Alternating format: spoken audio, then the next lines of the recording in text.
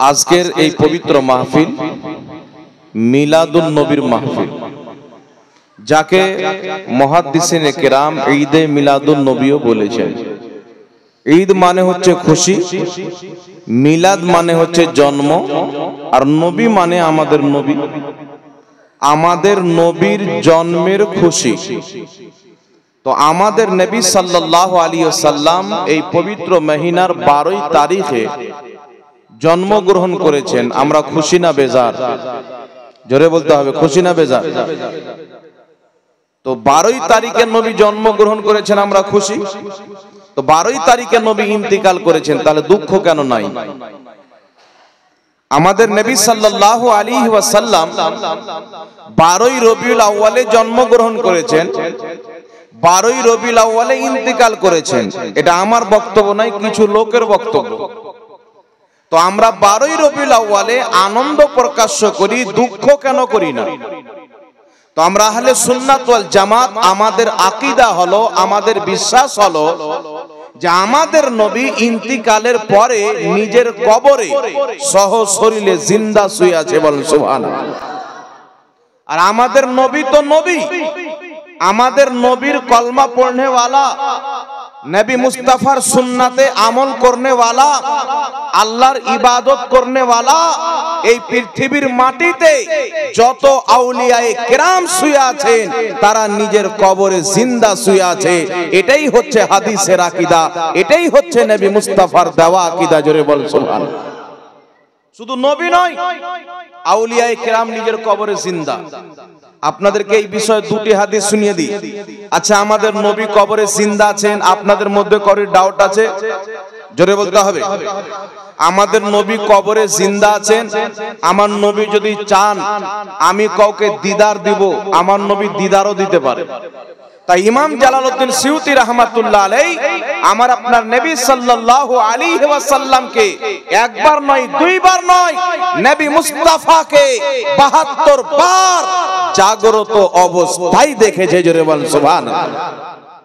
আমার আপনার নবী সাল্লাল্লাহু আলাইহি ওয়াসাল্লামকে জাগ্রত অবস্থায় দেখা সম্ভব কি সম্ভব নয়? শুনেন, হানাফি, মালিকি, শাফি, হাম্বলি, আহলে সুন্নাত ওয়াল জামাতের 4টি মাযহাব, এই 4 মাযহাবের ইমামগণ নিজের কিতাবে লিখেছেন যে আল্লাহর নবী নিজের উম্মতকে স্বপ্নের মাধ্যমেও দিদার দিতে পারে, এমন কি যে ইন্তিকালের পর নবী যদি চায় নিজের কবর থেকে বেরিয়ে ডাইরেক্ট দেখা দিতে পারে। জোরে বলেন সুবহানাল্লাহ। এখন একটা প্রশ্ন হলো যে নবী স্বপ্নতে দেখা দিতে পারে, এটা মানলাম।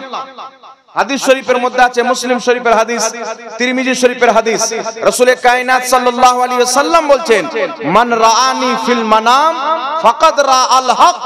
যেই ব্যক্তি স্বপ্নে আমাকে দেখলো, সেই ব্যক্তি আমাকেই দেখলো, সত্য দেখলো। নবী বলছেন শয়তান আমার রূপ ধারণ করতে পারে না। রাতে আমরা ঘুমিয়ে থাকি, শয়তান এসে আমাদেরকে চাক্কা দেওয়ায়। কখনো হেলিকপ্টারে চেপে গেছি, কখনো বাড়িতে বসে আছে কাবা ঘরে তাওয়াফ করতে আছি, কখনো ঘরে শুয়ে আছি, কখনো কোন দেশে চলে গেছি, কখনো দেখা যাচ্ছে 2-4টা দেশের আমি রাজা বাদশা হয়ে গেছি। সকালবেলা চোখ খুলছে তো খাটি শুয়ে আছি, যেমন ঘুমাচ্ছিলাম তেমনই আছি।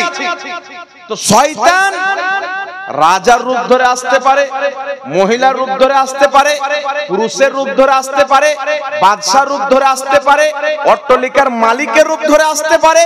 কিন্তু আমার মহান রব্বুল আলামিন শয়তানকে এত ক্ষমতা দেয়নি, সে আমার রবির রূপকে ধরতে পারে না। কেন ক্ষমতা দেয়নি?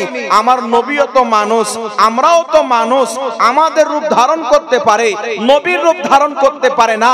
আল্লাহ বলছেন পৃথিবীর মানুষ যদি শয়তানকে ক্ষমতা দিতাম, আমার নবীর রূপ ধারণ করত, শয়তান বলতো আমি নবীর মতো, আমি তাকে ক্ষমতা দিনি যেন কিয়ামত পর্যন্ত কেউ না বলতে পারে নবী আমাদের মতো। জোরে বল সুবহানাল্লাহ। কেউ যেন না বলতে পারে। তাই আল্লাহ তাবারাক ওয়া তাআলা শয়তানকে অনেক পাওয়ার দিয়েছেন, অনেক শক্তি দিয়েছে। তাই শয়তান সবারই রূপ ধারণ করতে পারে, কিন্তু নবী মুস্তাফার রূপ ধারণ করতে পারে না। তাহলে নবীকে স্বপ্নতে দেখা যাবে কি যাবে না? স্বপ্নে রাসূল দেখা দিতে পারে কি পারে না? জোরে বলতে হবে বাবা। শুধু তাই নয়, ইমাম ইবনে হাজার আসকালানী রাহমাতুল্লাহ আলাইহি নিজের কিতাব বুখারী শরীফের সারা ফাতহুল বারীর মধ্যে লিখছেন, যেই কিতাবটি চারো মাযহাবের নিকটে গ্রহণযোগ্য, লা মাযহাবীদের নিকটে গ্রহণযোগ্য। যারা নাভির নিচে হাত বেঁধে নামাজ পড়ে তারাও এই কিতাবটি মানে, যারা এইভাবে বুকের উপরে হাত বেঁধে নামাজ পড়ে তারাও এই কিতাবটি মানে, সবাই এই কিতাবটিকে গ্রহণ করে মানে। যারা আল্লাহর ওলি পীর মাশায়েখদেরকে মানে তারাও মানে, যারা তিনাদেরকে মানে না তারাও কিতাবটি মানে। ইমাম ইবনে হাজার আসকালানী বলছেন, নবী পাক সাল্লাল্লাহু আলাইহি ওয়াসাল্লামের ইন্তিকালের পর অনেকেই নবীকে স্বপ্নতেও দেখেছেন, আবার ডাইরেক্টও দেখেছেন। তারা ডাইরেক্ট নবীকে দেখে নিজের ইচ্ছা প্রকাশ করেছেন, নিজের তামান্না বলেছেন, আমার নবী মুস্তাফা তার ইচ্ছাকে পূর্ণ করে দিয়েছেন। জোরে বলেন সুবহানাল্লাহ। আল্লাহর নবী নিজের কবরে জিন্দা শুয়ে আছেন বাবা, মরা নয়। নবীগণ যদি মরে যায় তাহলে বলেন তো বাবা, মসজিদে আকসাতে একবারে টানাটান সহিহ হাদিস, সবাই মানে সহিহ, মসজিদে আকসাতে মেরাজের রাত্রিতে আমার নবী আসছেন। মুসলিম শরীফের হাদিস, রাসূল পাক বলছেন, মারারতু আলা মুসা ওয়া হুয়া ইউসাল্লি ফি কবরিহি, আমি মুসা নবীর কবরের পাশে দিয়ে গেলাম তো মুসা নবী নিজের কবরে নামাজ পড়ছেন। এই হাদিসের উপরে মুসলিম শরীফে হাদিসে কায়েমুন শব্দ রয়েছে, যে মুসা নবীকে দেখলাম নিজের কবরে দাঁড়িয়ে নামাজ পড়ছেন। তাহলে যেই ব্যক্তি সহশরীরে জিন্দা থাকবে না তার জন্য দাঁড়ানো হবে, আত্মার জন্য দাঁড়ানো নয়, আত্মার জন্য বসা নয়, উঠা নয়। বসা উঠা কার জন্য আছে? এটা দেহের জন্য আছে। তো বুঝা গেল নবীগণের শুধু আত্মা নয়, তাদের দেহ সহ নিজের কবরে জিন্দা আছেন। বলেন সুবহানাল্লাহ।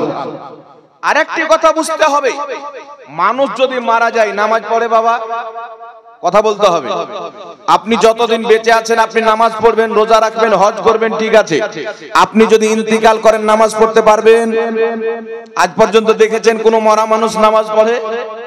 সত্য কথা বলবেন, মরা মানুষ নামাজ পড়ে? নামাজ পড়ে না। তাহলে কি বুঝা গেল?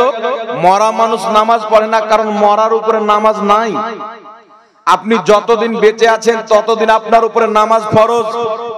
কিন্তু আমার নবী বলছেন মুসনাদে আবু ইয়ালার মধ্যে সহিহ হাদিস, রাসূল পাক বলছেন, আল আমবিয়াউ আহইয়াউন ফি কুবুরিহিম ইউসাল্লুন, আল্লাহর প্রত্যেক নবী নিজের কবরে জিন্দা, তারা নামাজ আদায় করে। জোরে বলেন সুবহানাল্লাহ। তো মরার উপরে নামাজ নাই, মানুষ জীবিত আছেন, নামাজ আছে, রোজা আছে, হজ আছে, যাকাত আছে, সাদকা আছে, দান আছে, মরে গেল কিছু নাই। আমার নবী বলছেন মানুষ যখন মরে গেল তার সমস্ত আমল বন্ধ হয়ে গেল। সে যদি কোনো মসজিদ তৈরি করে থাকে সেই মসজিদের লোক নামাজ পড়ে তার সওয়াব পাবে, মাদ্রাসা তৈরি করে থাকে মাদ্রাসায় লোক তালিম হাসিল করবে তার সওয়াব পাবে। সে যদি কোনো ভালো আওলাদ ছেড়ে যায় তার আওলাদ ভালো কর্ম করবে তার সওয়াব তার কবরে যাবে। কয়েকটি জিনিস যাবে, কিন্তু সে নামাজ পড়তে পারবে না, রোজা রাখতে পারবে না, হজ করতে পারবে না। কিন্তু আমার নবী বলছেন এটা হচ্ছে সাধারণদের জন্য, কিন্তু যারা আল্লাহর নবী তারা নিজের কবরে নামাজও আদায় করে। বলেন সুবহানাল্লাহ। কারণ আল্লাহর নবী মরে শেষ হয়ে যায় না, কিছু মুহূর্তের জন্য, কিছু সময়ের জন্য তাদের প্রতি মওত আসে। কারণ আল্লাহ কোরআন পাকে বলেছেন, কুল্লু নাফসিন যায়কাতুল মওত, প্রত্যেক নফসকে মওতের স্বাদ চাখতে হবে। আমার নবী মওতের স্বাদ চেখেছেন, তিনার আত্মা তিনার দেহের মধ্যে আবার ভরে দেওয়া হয়েছে। তাই প্রত্যেক নবী নিজের কবরে নামাজ পড়ছেন, কারণ তাদের দেহের মধ্যে আত্মা ভরা আছে। জোরে বলেন সুবহানাল্লাহ। বলেন তো বাবা, আমাদের নবী জিন্দা, তো জিন্দা ব্যক্তির মৃত্যুদিন পালন করা যায়? কথা বলতে হবে। জিন্দা ব্যক্তির মৃত্যুদিন পালন করা যায়? যারা বলেন নবী মরা আছে তারা মৃত্যুদিন পালন করুক। আমরা আহলে সুন্নাত ওয়াল জামাত নবীকে হায়াতুন নবী মানি, জিন্দা নবী মানি। আমরা মৃত্যু দিবস পালন করব না, নবীর জন্ম দিবস পালন করব। একটু জোরে বলতে হবে সুবহানাল্লাহ। তাহলে বুঝা কি গেল? মাসলা ক্লিয়ার। আমাদের নবী মরে শেষ হয়ে যাননি, এখন পর্যন্ত জিন্দা। আর আমরা যে আজকে এখানে বসে আছি, খোদার কসম খেয়ে বলি আমার নবী মুস্তাফা, আজকে আমরা যারা বসে আছি সবারই ব্যাপারে আল্লাহ জানায়, আমার নবী কবর থেকে জানে। বলেন সুবহানাল্লাহ। একটি হাদিস শুনেলেন মাজমাউজ জাওয়াইদের মধ্যে হাদিসটি উল্লেখ করে ইমাম হাইসামি বলেছেন এই হাদিসের প্রত্যেকটা বর্ণনাকারী হচ্ছেন বিশুদ্ধ। কি হাদিস? রাসূল পাক বলছেন ইন্নী হায়াতি খায়রুল লাকুম ওয়া মামাতি খায়রুল লাকুম, আমার দুনিয়াতে বাহায়াত থাকা এটা তোমাদের জন্য উপকার, আমার ইন্তিকাল করে যাওয়া এটাও তোমাদের জন্য উপকার।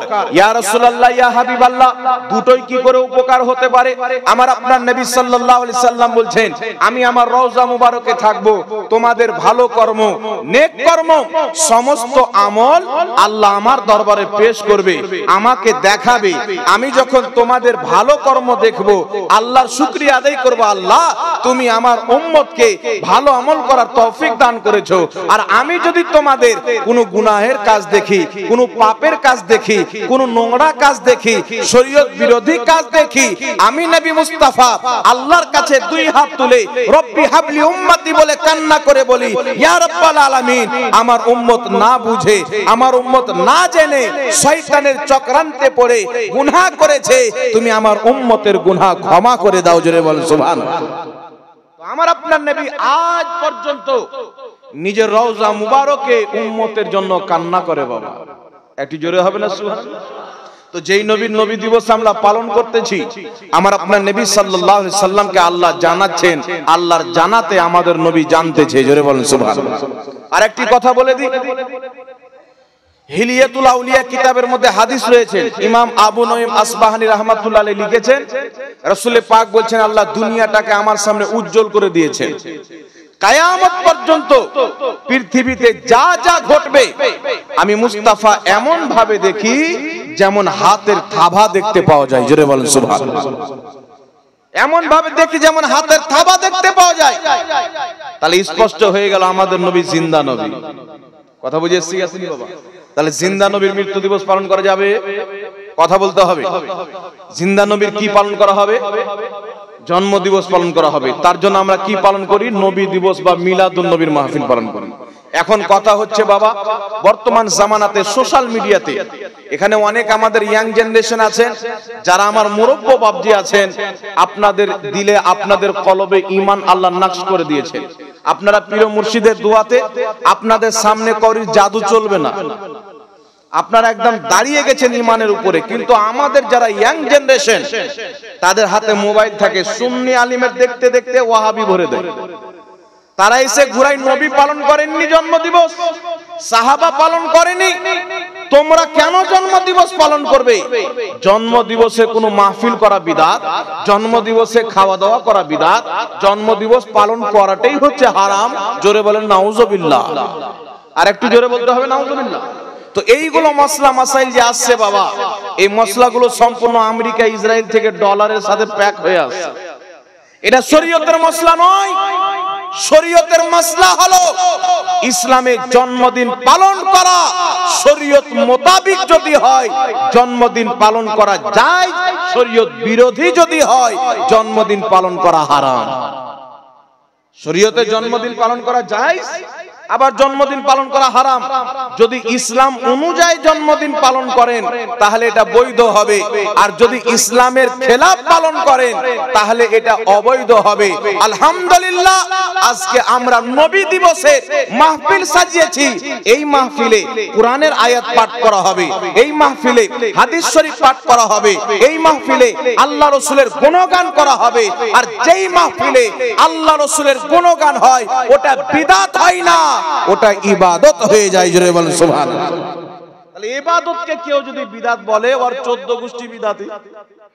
কথা বুঝতে পারছেন কি করেন না? তাই লক্ষ্য করতে হবে ব্রাদার ইসলাম, নবী দিবস পালন করা যাবে কি যাবে না, জন্মদিন পালন করা যাবে কি যাবে না। শুনেন, জন্মদিন পালন করা মুস্তাফার সুন্নাত। জন্মদিন পালন করা, নবী দিবস পালন করা আমার নবীর সুন্নাত। আপনি বলবেন হুজুর কি করে হতে পারে? কোন মৌলবি যদি বলে জন্মদিন পালন করা ইসলামে নাই, আমি 100% গ্যারান্টি দিয়ে চ্যালেঞ্জ দিয়ে বলছি ওই মৌলবির শরীয়ত সম্পর্কে জ্ঞান নাই। কারণ আমার নবী সাল্লাল্লাহু আলাইহি সাল্লাম, মুসলিম শরীফের হাদিস, রাসূলে কায়নাত সাল্লাল্লাহু আলাইহি সাল্লাম প্রত্যেক সোমবারে রোজা রাখতেন। কি করতেন? প্রত্যেক সোমবারে আমার আপনার নবী সাল্লাল্লাহু আলাইহি ওয়াসাল্লাম রোজা রাখতেন। সাহাবা জিজ্ঞাসা করলেন, ইয়া রাসূলুল্লাহ, ইয়া হাবিবাল্লাহ, আপনি প্রত্যেক সোমবারে রোজা কেন রাখেন? দয়ার নবী মায়ার নবী বললেন, সাহাবী, ফিহি ওয়ালিদতু, এই দিনে আমি জন্মগ্রহণ করেছিলাম, আমি রোজা রেখে আমার জন্মদিন পালন করতেছি। এই দিনে আমি জন্মগ্রহণ করেছিলাম, তো আমি রোজা রেখে আমার জন্মদিন পালন করছি। বছরে একবার নয়, সপ্তাহে প্রত্যেক সোমবার পালন করছি। জোরে বলেন সুবহানাল্লাহ। তাহলে জন্মদিবস পালন করা আছে না নাই বাবা? এখনো যদি কেউ বলে যে নাই, তাহলে মূর্খ কি মূর্খ নয়? এটা বলতে পারে যে রোজা রেখে জন্মদিন পালন করা যায়, কিন্তু সুন্নিরা, আহলে সুন্নাত ওয়াল জামাতরা, পীর মাননেওয়ালারা, আউলিয়া কিরামের ভক্তি করনেওয়ালারা, তারা তো রোজা রেখে জন্মদিন পালন করে না, বিরিয়ানি খেয়ে পালন করে, শিরনি খেয়ে পালন করে। আবার কিছু লোক বের হয়েছে বলছে এরা হচ্ছে জিলাপি খোর, জিলাপি খাওয়ার জন্য নবী দিবস পালন করে। কিন্তু ওদের মৌলবি ফতোয়া দিচ্ছে অন্ডকোষ খাওয়া যায়। এটা ভাগ্যের ব্যাপার, তোমাদের কিসমতে অন্ডকোষ হারাম, আমাদের কিসমতে জিলাপি হালাল। আমরা হালাল খানেওয়ালা, তোমরা হারাম খানেওয়ালা। কথা বুঝতে পেরেছেন কি পারেননি বাবা? এখন আপনাদের সম্মুখে আমি বলতে চাই, রাসূলের পাক প্রত্যেক সোমবার রোজা রেখেছেন, রোজা রেখে নিজের বার্থডে, নিজের জন্মদিন পালন করেছেন। তো রাসূল রোজা রেখে পালন করছেন, আপনারা রোজা কেন রাখতেছেন না? আপনারা কি করতেছেন? মানুষের খাওয়া দাওয়ার ব্যবস্থা করতেছেন, বিরিয়ানি রান্না করতেছেন, মাহফিলের ব্যবস্থা করতেছেন। এই রকম করে তো নবী পালন করেননি। কিন্তু আলহামদুলিল্লাহ, আমার নবী মুস্তাফা সাহাবায়ে কেরামকে ছাগল জবাই করে খাইয়েছেন, আর খাইয়ে নিজের জন্মদিন পালন করেছেন। একটু জোরে বলতে হবে সুবহানাল্লাহ। মুসান্নাফে আব্দুর রাজ্জাকের মধ্যে হাদিস, মুসনাদে বাজ্জারের মধ্যে হাদিস, তাহজিবুত তাহজিব কিতাবের মধ্যে হাদিস, মাজমাউজ জাওয়াইদের মধ্যে হাদিস। হাদিসের মান হচ্ছে হাসান সহিহ। হাসান সহিহ হাদিসটি কি? সাহাবী রাসূল বলছেন, রাসূলে কায়নাত সাল্লাল্লাহু আলাইহি ওয়াসাল্লাম 40 বছর পর নিজের নবুয়তের প্রকাশ্য করলেন, নবুয়তের এলান করলেন। নবুয়তের এলান করার পর দয়ার নবী মায়ার নবী সাল্লাল্লাহু আলাইহি ওয়াসাল্লাম সাহাবাকে জমা করলেন। সাহাবাকে জমা করে একটি ছাগল জবাই করে তাদেরকে খাওয়ালেন। কি কারণে খাওয়াচ্ছিলেন? ইমাম জালালউদ্দিন সিউতি রাহমাতুল্লাহ আলাইহি নিজের কিতাব আল হাবিলিল ফাতাওয়ার মধ্যে লিখেছেন, আমার নবী মুস্তাফা 40 বছর পর নবুয়তের এলান করেছিলেন। নবুয়তের এলান করার পর সাহাবাকে জমা করে ছাগল জবাই করে খাইয়েছিলেন। ওটা কি ছিল? ইমাম সিউতি বলছেন, আমার নবী মুস্তাফা ছাগলের মাংস খাইয়ে নিজের জন্মদিন পালন করেছিলেন। বলেন সুবহানাল্লাহ। ছাগলের মাংস খেয়ে কি করেছিলেন? জন্মদিন পালন করেছিলেন। কত বছর পর? 40 বছর পর। তাহলে এখন যদি কোনো ব্যক্তি বলে যে আমার নবীর 63 বছরের জীবনে কোনোদিন কি মিলাদুন নবী পালন করেছেন? তো অবশ্যই পালন করেছেন, তোমার জ্ঞান নাই, তুমি জানো না তাই। কিন্তু আমার নবী আলহামদুলিল্লাহ পালন করেছেন, রোজা রেখেও পালন করেছেন, মানুষকে খাওয়া দাওয়া করিয়েও পালন করেছেন। দুটোই নবীর সুন্নাত। আপনি চাইলে রোজা রেখে পালন করেন, আপনি চাইলে মানুষকে খাওয়া দাওয়ার ব্যবস্থা করে পালন করেন। দুটোতেই নবীর সুন্নাত আদায় হবে। একটু জোরে বলতে হবে সুবহানাল্লাহ। আরেকটি কথা, আমরা মাহফিল কেন করি? মিলাদুন নবীর মাহফিল কোন মাহফিলকে বলা হয়? যেখানে নবী পাক সাল্লাল্লাহু আলাইহি সাল্লামের আগমন, জন্ম সংক্রান্ত হাদিসগুলি পাঠ করা হয়। নবী এসেছেন কি জন্য, নবীর মর্যাদা কি, রাসূলের ফজিলত কি, যেই মাহফিলে এই সমস্ত জিনিস বয়ান করা হয়, ওই মাহফিলকে মিলাদুন নবীর মাহফিল বলা হয়। আজকে যেমন সাজিয়েছেন, এই মিলাদুন নবীর মাহফিল আসলো কোথায় থেকে? নবী করেছেন? সাহাবা করেছেন? তো উত্তরে হবে জি হ্যাঁ, আমার নবী নিজেই মাহফিল করেছেন, সাহাবা নিজেই মাহফিল করেছেন। কোন কিতাবের মধ্যে হাদিস আছেন? 950 বছর পূর্বের লেখা কিতাব হিলিয়াতুল আউলিয়ার মধ্যে ইমাম আবু নঈম আসবাহানী রাহমাতুল্লাহ আলাইহি সনদ সহ হাদিসটি উল্লেখ করেছেন। মাজমাউজ জাওয়াইদের মধ্যে ইমাম হাইসামি হাদিসটি উল্লেখ করেছেন। ক্বালাতু আয়েশা সিদ্দিকা রাদিয়াল্লাহু তাআলা আনহা তাযাক্কারা রাসূলুল্লাহ সাল্লাল্লাহু আলাইহি ওয়াসাল্লাম ওয়া আবু বকরিন রাদিয়াল্লাহু তাআলা আনহু মিলাদাহুমা ইনদি। আম্মাজান আয়েশা সিদ্দিকা রাদিয়াল্লাহু তাআলা আনহা বলেন, দয়ার নবী মায়ার নবী আমার হুজরাতে উপস্থিত ছিলেন, আমার পিতা উপস্থিত ছিলেন। তারা উপস্থিত হয়ে কি করলেন? বলছেন দুইজনই নিজের মিলাদ বয়ান করলেন। জোরে বলেন সুবহানাল্লাহ। দুইজনে নিজের মিলাদ বয়ান করলেন। এটা কি বলা হয় মিলাদুন নবীর মাহফিল? মিলাদ বয়ান করনে वाला নবীগণের সরদার, মিলাদ বয়ান করনে वाला সাহাবার সরদার আবু বকর সিদ্দিক, আর মিলাদুন নবী সুননে वाला হযরতে আম্মা জান আয়েশা সিদ্দিকা। যারা মিলাদুন নবী বয়ান করবে তারা রাসূলের সুন্নাতে আমল করলো, আর যারা শ্রোতা হয়ে শ্রবণ করবে রাসূলের স্ত্রী আম্মা আয়েশার সুন্নাতে আমল করলো, দুটাতেই নেকি। জোরে বলেন সুবহানাল্লাহ। তাহলে কি বুঝা গেল বিরাদর ইসলাম? রোজা রেখেও জন্মদিন পালন করা জায়েজ, খাওয়া দাওয়ার ব্যবস্থা করেও জন্মদিন পালন করা জায়েজ, জালসা মাহফিল করেও জন্মদিন পালন করা জায়েজ।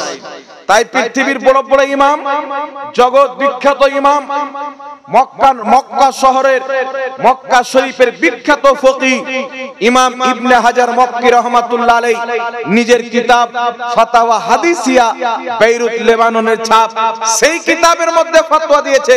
কি ফতোয়া দিয়েছে? যুগ যুগ থেকে মুসলমান নবী মুস্তাফার মিলাদ পালন করে আসে, নবী দিবস পালন করে আসে। তারা মাহফিলের ব্যবস্থা করে, জিকির আজকারের ব্যবস্থা করে, দান সাদকার ব্যবস্থা করে, খাওয়া দাওয়ার ব্যবস্থা করে। এই সমস্ত কাজ যে মুসলমান করে, এই সমস্ত কাজ ভালো কাজের অন্তর্ভুক্ত। যারা এইভাবে নবী দিবস পালন করবে আল্লাহ তাদেরকে সওয়াব দান করবে। জোরে বলতে হবে সুবহানাল্লাহ। দ্বিতীয় নম্বরে জগৎ বিখ্যাত ইমাম ইমাম জালালউদ্দিন সিউতি রাহমাতুল্লাহ আলাইহি নিজের কিতাব আল হাবিলিল ফাতাওয়া, আল হাবিলিল ফাতাওয়ার মধ্যে স্পষ্টভাবে ফতোয়া দিয়েছেন। কি ফতোয়া দিয়েছেন? মিলাদুন নবীকে কেন্দ্র করে, নবী দিবসকে কেন্দ্র করে মানুষজনকে জমা করে একত্রিত করে খাওয়া দাওয়ার ব্যবস্থা করা, মাহফিলের ব্যবস্থা করা, কোরআন হাদিসের আলোচনা করা, এই সমস্ত কাজ হচ্ছে সওয়াবের কাজ। যারা এইভাবে নবী দিবস পালন করবে আল্লাহ তাদেরকে সওয়াব দান করবে। জোরে বলতে হবে সুবহানাল্লাহ।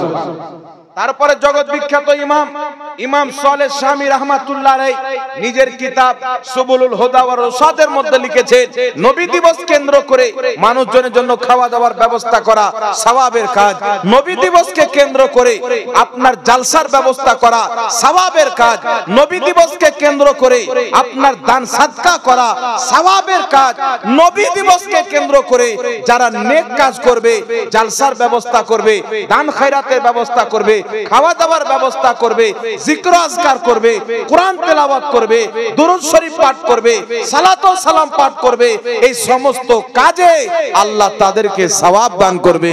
জোরে বলতে হবে সুবহানাল্লাহ। আজকে কারা চলে আসলো বাবা, বুঝে মিলাদুন নবী পালন করা যাবে না? এরা কারা? ইমামগণ বলছে যাবে, নবী পাক নিজেই পালন করেছেন। তাহলে চিনতে হবে এরা ইসলামের পক্ষের লোক নয়, ইসলামকে ধ্বংস করনে वाला আমেরিকা ইসরায়েলের ডলার খানে वाला শক্তি। এই শক্তি থেকে ঈমানকে বাঁচাতে হবে। যারা নিজের ঈমানকে বাঁচিয়ে আহলে সুন্নাত ওয়াল জামাতের প্রতি কায়েম থাকবে, মহান রব্বুল আলামিন তাদেরকে জান্নাত দান করবে। একটু জোরে বলতে হবে সুবহানাল্লাহ।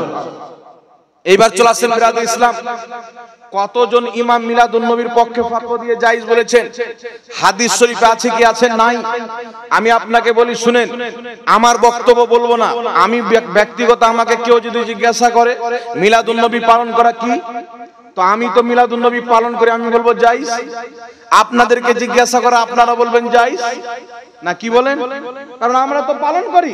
কিন্তু এমন ব্যক্তির ফতোয়া দেখাবো যাদেরকে না মানলে হাদিস বুঝা যাবে না, যাদেরকে না মানলে আসমাউর রিজাল বুঝা যাবে না, যাদেরকে না মানলে ইলম পাওয়া যাবে না।